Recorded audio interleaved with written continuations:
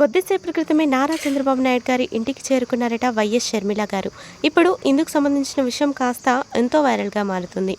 ఏపీలో వైసీపీ నేతలు మరి వైఎస్ విగ్రహాలపై జరుపున్న దాడుల్ని ఆపించాలని ఏసీసీ చీఫ్ షర్మిల గారు ముఖ్యమంత్రి చంద్రబాబు నాయుడు గారిని కోరినట్లు సోషల్ మీడియాలో ఒక వార్త వైరల్గా మారుతుంది.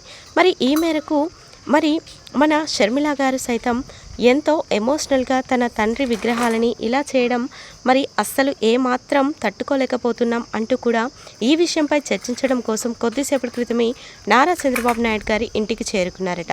ప్రస్తుతం ఈ విషయం కాస్త ఎంతో వైరల్గా మారుతుంది. నారా చంద్రబాబు నాయుడు గారు సైతం ఈ విషయంపై కొన్ని విషయాలు సోషల్ మీడియా వేదికగా తెలియజేయాల్సి ఉంది అంటూ కూడా చెప్పుకొస్తున్నారు.